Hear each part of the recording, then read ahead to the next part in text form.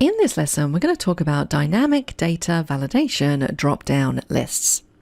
And I would say out of all of the utilities and features available in Excel, data validation drop-down lists are probably one of my most used features.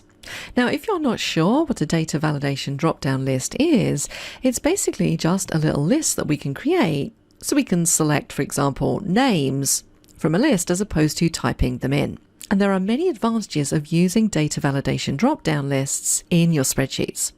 The first one being, it helps keep your spreadsheets error-free because people are selecting something from a list as opposed to manually typing it in. Now, notice here on the worksheet, I have a small table of data. Again, your data set might be a lot bigger than what I've got here, but the process would be exactly the same. So I just have some names, departments, and salaries. And what I want to do over here in cell F4 is I want to have a drop-down list which lists out all of the names from the table. I'm then going to use whatever item has been selected from the list to perform a VLOOKUP calculation. And we want all of this to be dynamic. And what I mean by that is if a new name gets added to the bottom here, I want the data validation drop-down list to automatically update. So let's take a look at how we would do this. Now, in order to make this dynamic, we need to put our dataset into a table. Control T. Let's click on OK. And I'm just going to remove all of the formatting from this table. Let's just go with no table style.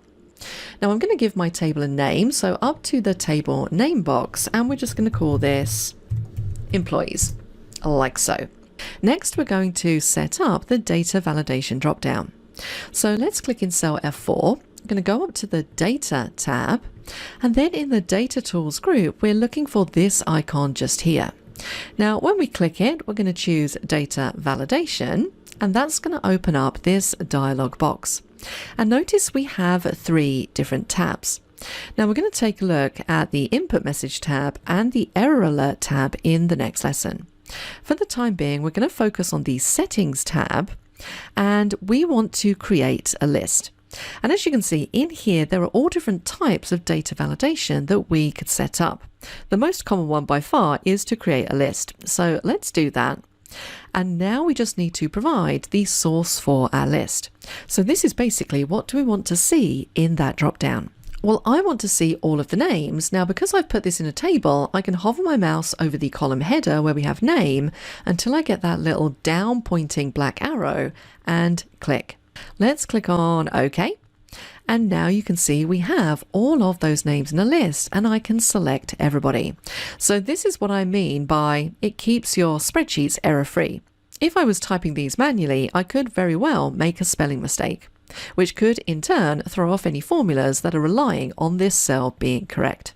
Now let's take a look at the dynamic part of this. I'm going to add another employee onto the bottom of this table.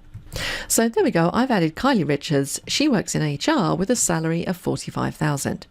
Now all I did was add her to the bottom of the table. If I go back to my data validation drop-down list, check it out, she's automatically been added to the bottom. I haven't had to do anything. And that's all based around the fact that I put my data into a table and tables auto expand to accommodate new data. So now I've made my selection, let's take a look at how we can utilize data validation in a VLOOKUP formula. Because what I want to happen here is I want to be able to select an employee from this list and have it return the department that they're in and their salary. So we're going to use VLOOKUP. You could use XLOOKUP to do this if you wanted to. Our lookup value is going to be whatever we've selected in the data validation dropdown, comma, table array. Well, I'm going to select the entire table over here, the employees table.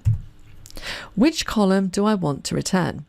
Well, I want to return the department, which is column number 2 in the table. And I want to do an exact match of the name Vin Patel in the table. So we want a false argument on the end here, or a 0. Let's hit enter, and it's returned finance. Let's check this in the table. That would be correct. Let's do it again, but this time I'm going to use XLOOKUP. Why not? Just to be different. And we'll return the salary.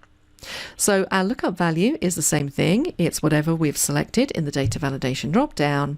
Our lookup array, well, where are we going to find this name? We're going to find it in the list of names, comma.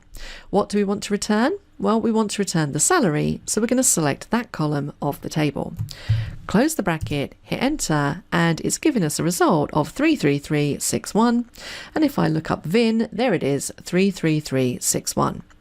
Now I'm just going to quickly apply some formatting to this to make it look the same. And what we should find is that if we change the name above, all of the formulas below are going to update. If you're not a subscriber, click down below to subscribe so you get notified about similar videos we upload. To see the full course that this video came from, click over there. And click over there to see more videos from Simon Sez IT.